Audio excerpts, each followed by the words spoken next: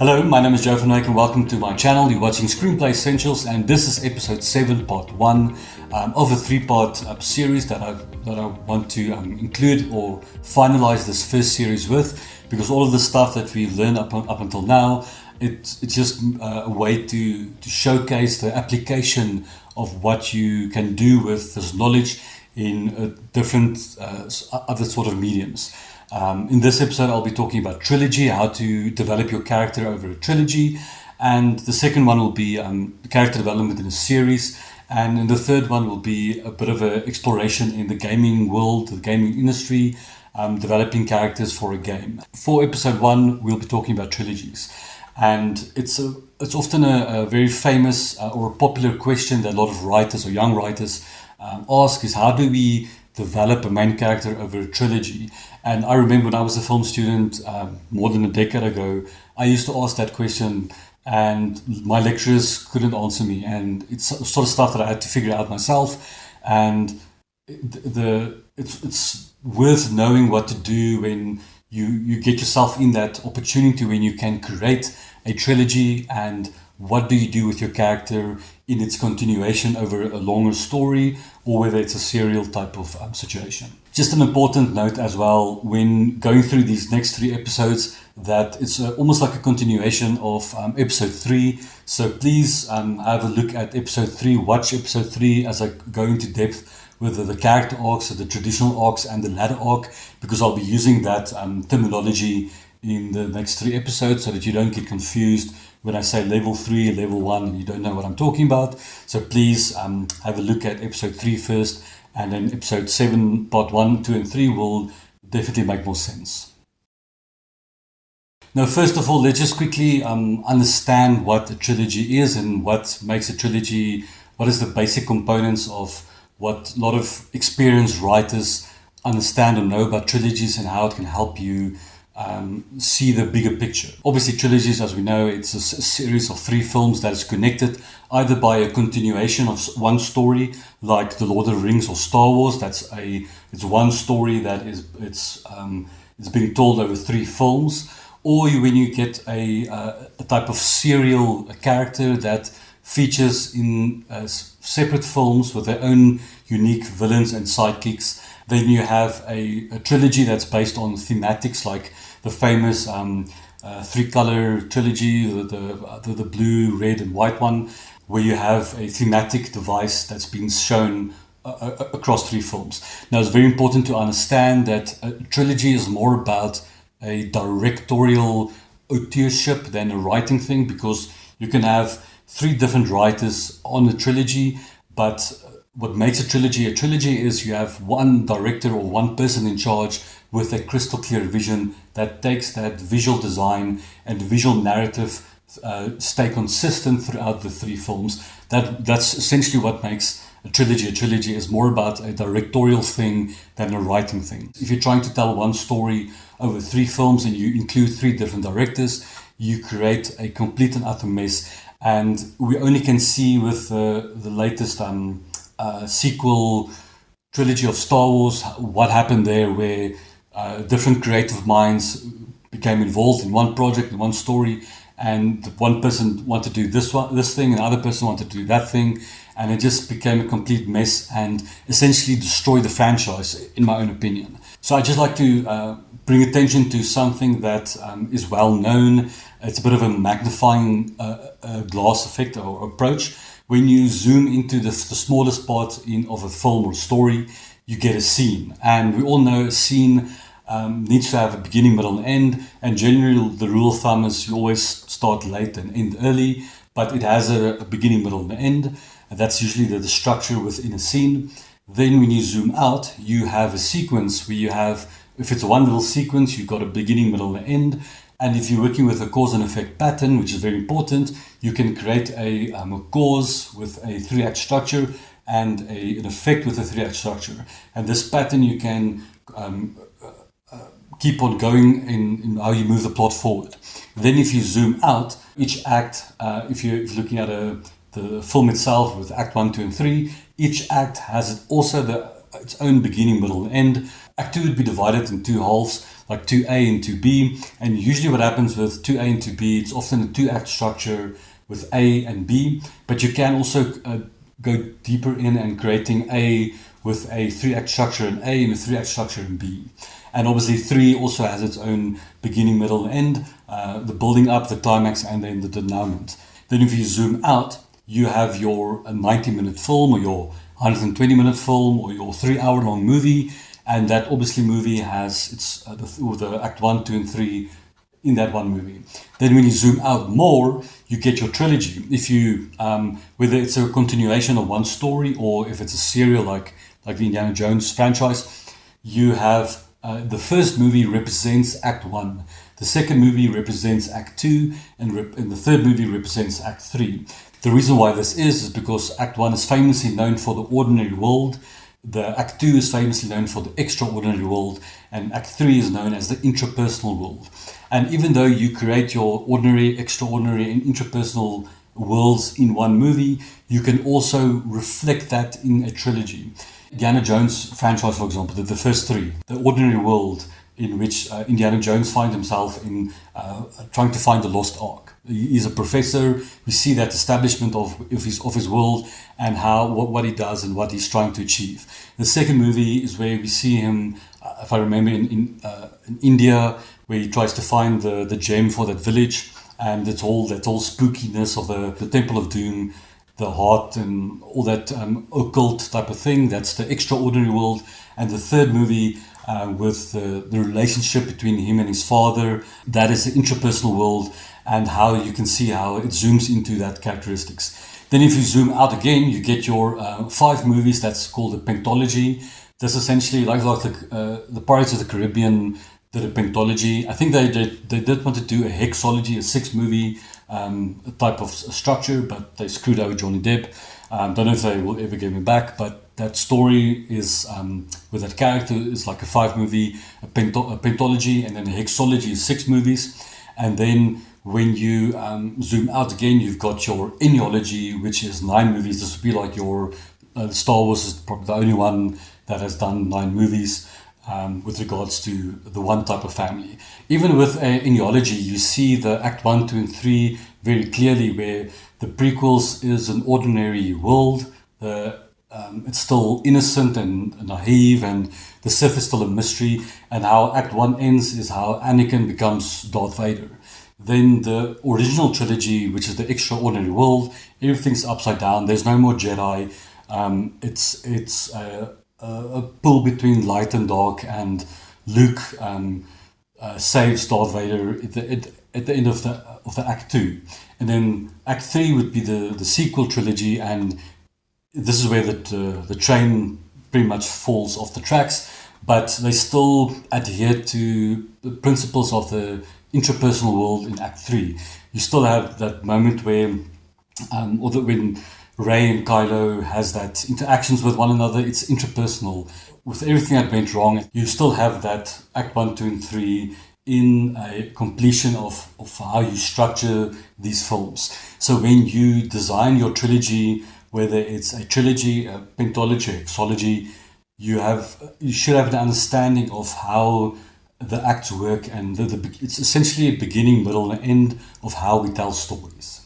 And sometimes in serial type of trilogies, you have repetition of the same character arc or the same character development. For example, the modern version of Planet of the Apes, where we see Caesar starts off as a level 3 character, drops down to level 1 and regains or tries to climb back to level 3 and regains a new family.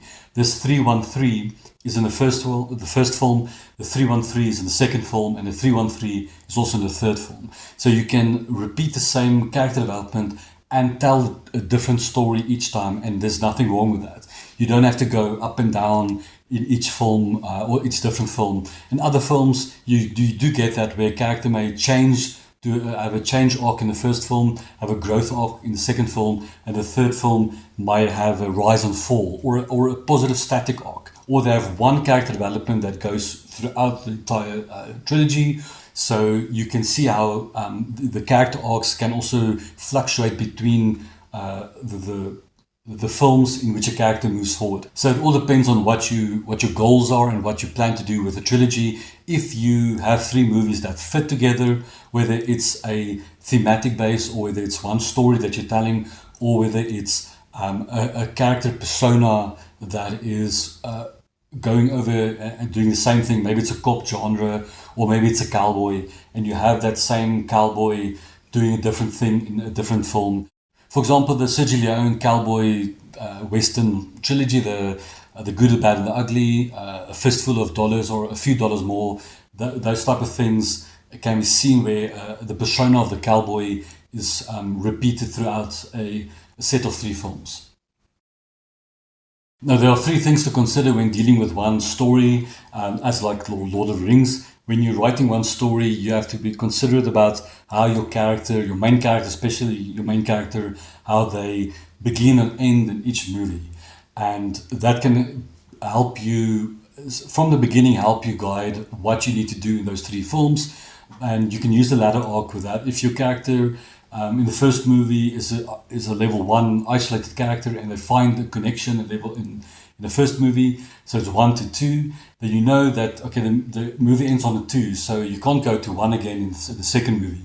So the second movie, you start with a 2, and maybe they lose their partner, and the 2 becomes a 1, they're trying to get back to 2 again. And or they stay as a 2, and the relationship is being tested in the second film, and the third film, the 2 can maybe become a 3.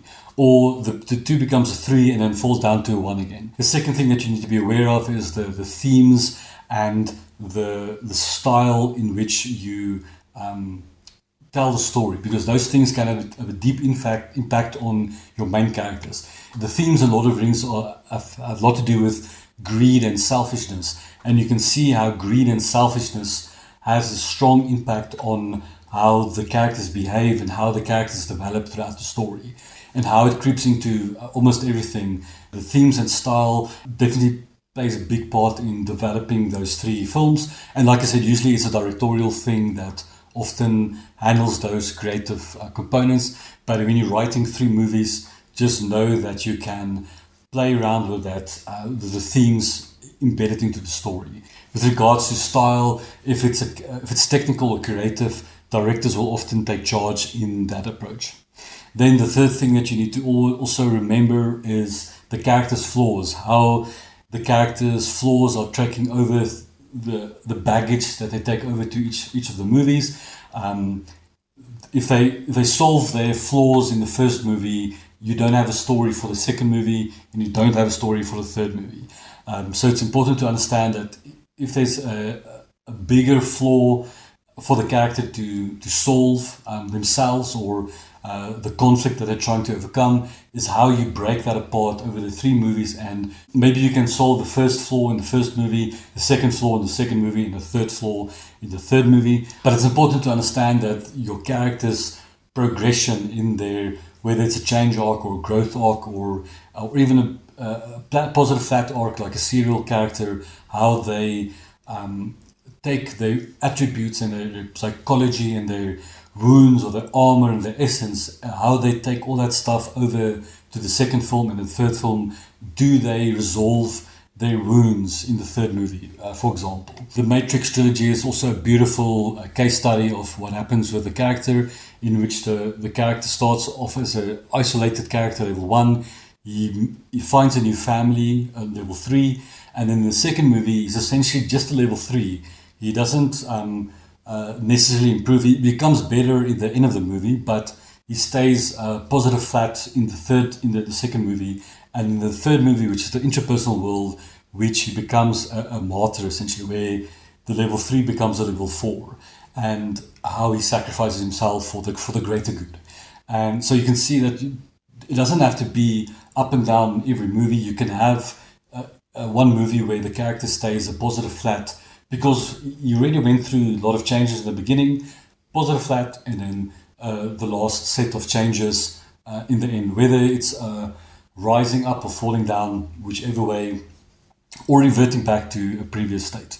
These new Dune movies would be a great example of how you see the character falls from status and essentially is on level 3, he becomes a level 2 with his mother, and in the second movie the 2 becomes a 3, he creates a new family, and obviously the third one, if I follow the books, and I haven't read the books, but from what I heard, it might be just a static 3 in which the character becomes emperor of the universe, fighting off the houses, and so you see this clever approach of character development that you can implement throughout 3 films. Okay, so for this part I decided to again talk about Lord of the Rings, because Lord of the Rings is considered one of the best trilogies ever made, only because the director stayed true to the source material, and you see the crystal clear vision throughout the trilogy. It's not different people doing different things, and there's a strong admiration and love for this trilogy across the whole world. And why I'm bringing this up again, I know I've been talking about Lord of the Rings so much in this first series, but this is a good place to talk about when you are telling one story, a continuation of one story over 3 different films. And Lord of the Rings is a prime example of what the level of depth and detail and quality that you need to partake in your own writing and developing the characters, the care that you need to put in creating those characters and understanding how that story unfolds. So if you look at the main characters and ask what is their ultimate character arcs throughout the 3 films, it's very easy to analyze it in a sense, where you have Frodo, the main character, experiences a decline arc in which the character is naive and innocent in the beginning, but because of the ring or the torment that the ring has over him, or the grip it has over him, that obsession of the prop, the character falls into the state of despair. And if it's not for Gollum, it would be a complete tragedy. And there's a bit of a reversal happening at the end of his arc because of the success, but essentially throughout the 3 films, it's a decline arc. Then if you look at Aragorn has a change arc and a bit of a growth. So he changes from being a ranger and doesn't really want to do anything with his heritage. I think it's in the second film that he actually has to die, the ranger has to die, so that he can become the king that he needs to be. And you see that process of growth in the second and third film, where he understands that he needs to unite people or the races, and especially when he recruits the undead, he realizes that he is the rightful heir and that he can command the army, and then he can become king. So it is a process of a change and a growth that happening with Aragorn. If you look at the friendship of Gimli and Legolas, they've got a very simplistic character arc throughout the 3 films. They hate each other in the beginning because it's that rivalry between the elves and the dwarves. But because of the fellowship and the competition they have, they become close friends until the end. So it's a very simplistic character arc that they follow. Gandalf has a metamorphosis type of arc where he's still the same fat character, but he just levels up into a more proficient, more wiser, and a more powerful wizard than previously. Boromir in the first film experiences a sort of a change arc, but he begins with a higher status and accomplished Gondor soldier commander, and because of this temptation of the ring, that he falls into betraying the fellowship until he realizes his errors and revert back. It was like a reversal that occurs with Boromir, and he reverts back to that honor that he is to protect Frodo and when he died in the first film. Gollum obviously experiences in the beginning a fall arc with Smeagol turning into Gollum, and Gollum then, when he meets Frodo, he has a change in his perspective and remembers who he is, almost like a reversal, but it's a bit of a change in his perspectives, and unfortunately, because of his greed, reverses back to his ordinary nature, in which he fell in, that horrible nature of greed and selfishness. But let's look at Frodo and Sam just a bit closely and how the beginning and ends of every film, so that you can see the progression that they take within the story. So Frodo starts off in the Shire, very naive, innocent.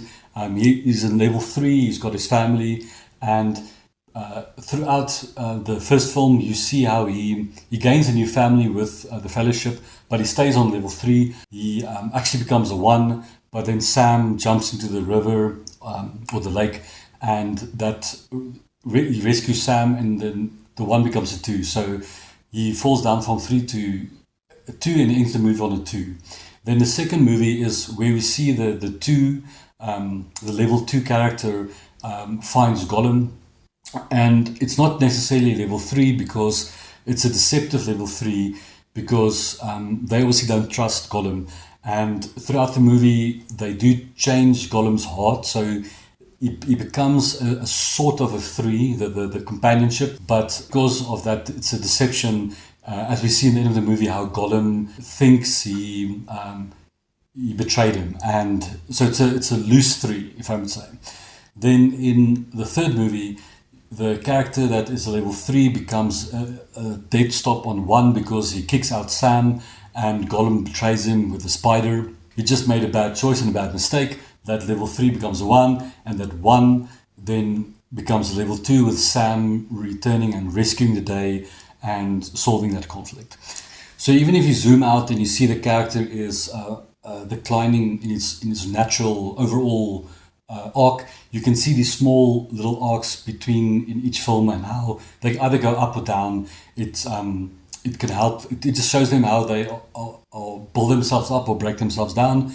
But at the end of the goal, you can see Frodo is experiencing a decline arc, especially when he rejects the quest or fails the quest in not throwing the ring in the fire. Even Sam has that small character arc that occurs through that story in how essentially a growth arc in which he becomes more confident himself. You can see the hobbits, the 4 hobbits, they are extremely naive in the beginning, and at the end of the movie they are matured.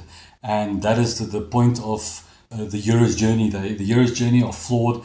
The hero goes through hardships and they come out as a matured individuals. Give your 2 main characters, which is Frodo and Aragorn, give them the complex character arcs, and have your secondaries deal with simplistic things. Like Legolas and Gimli, they've got a simplistic character development throughout the story, so that you can focus your main characters on a complex character arcs that goes up and down and change and evolve throughout the story without losing interest or distract the audience. And even with these multiple Marvel movies, you can see these batch of trilogies, whether it's Captain America or Guardians of the Galaxies, they all still follow beautifully Act 1, 2, and 3. If you think about Guardians of the Galaxies, you might say, but Joe, the story takes place in space. Everything is extraordinary. How do you do that? So look at those 3 films. The first film still confines to what Act 1 is, the ordinary world. It's a bunch of delinquents who find themselves in jail, and they are trying to just to survive. It's the ordinary exercises and ordinary day-to-day life experiences. Whereas the second movie takes the group into the extraordinary, where the main character finds out he's a demigod, and his father is like this crazy dictator type of maniac, godlike figure. So it's very extraordinary circumstances. And then in the third movie is where you see the interpersonal connection with Rocket's backstory. I've got a bit of a problem with that third movie, because instead of focusing on the main character, which is the Star-Lord character, the Hollywood writers and producers put focus on a secondary character, which is Rocket. And for the third movie, it's a bit weird when going into the interpersonal world and you're focusing on secondary character. There might be the next movie, if I make a next movie, or the fourth movie, it can be connected into Act 3 as a whole, in which it goes back to Star-Lord and it finalizes that story. So it might be a Act 3 Part 1, Act 3 Part 2, who knows? but you can still see, even with space or even with the extraordinary, you can still have degrees in which the ordinary takes place, the extraordinary takes place, and the interpersonal relationships takes place. Now, obviously, you may not be dealing with an epic genre. You may be dealing with a romance genre, like the Before Sunset trilogy, or something like a thriller or espionage type of genre. Those things, it's not on a grand scale like Lord of the Rings, but you still need to understand how you can design your characters with quality. I've recently wrote a drama, an action road movie drama that I knew when I finished the story that I could actually do a sequel, and do a third one, because I can take a secondary character that I mentioned in the first film, and I can tell her story, and then in the third movie I can bring the first character and the second character from the second movie together in the third movie. That's how I originally planned to do my trilogy that I've recently developed. So there's many ways how you can structure a trilogy, whether it's a serial, whether it's a continuation of one story, or when you're telling different stories with different villains, but it's the same characters carrying over with their past experiences or their wounds or their flaws. In whichever way you design it, there are a couple of ways of addressing this. So in conclusion, I hope this all makes sense. I would love to go into more detail and depth with regards to acts and structures, because there's something you need to understand, that what happens with characters in the ordinary world and what happens in the extraordinary world and what happens in the interpersonal world. But I will go into later series of that. Please subscribe to the channel and you will get to see those videos. But for now, I hope you understand that just this quick analysis of Lord of the Rings doesn't mean you need to go and copy the things to what you see in Lord of the Rings into your own movie. Obviously, your own unique premise will have lots of different scenarios and different characters and different character development. We're so fortunate to have experienced a couple of trilogies by now, or pentalogies or hexalogies, that we can see what other writers have done. We can analyze how those characters move, and you can see how those characters are developed over 3-part movies. So when we talk about trilogies, you can't escape the 3-act structure with a beginning, middle, end. It is part of storytelling, and it's part of that sort of structure. When you build a story, you definitely have to be aware of what you do in Act 1, what you do in Act 2, and what you do in Act 3, so that you can implement that effectively with proper reflection when you zoom out and you see your trilogy in whole. Now, young filmmakers and young film students often have this rebellion inside of them, that they want to rebel against a 3-act structure, which is, I always laugh when I hear that, because they're trying to reinvent the wheel. We, as humans, we tell stories with a beginning, middle, end. Even if you tell someone a dream, even if you tell someone a memory, there's always some sort of beginning, middle, and end. And often what happens with students is they would try to throw all that stuff out of the window, and they tell the story, or they make their movie, and then when you analyze that movie, you discover that they've just made a first act movie. And I always encourage young filmmakers, young students to take the step further, to think outside the box, to move the story forward. You're not trying to break the rules by creating a 1-act movie.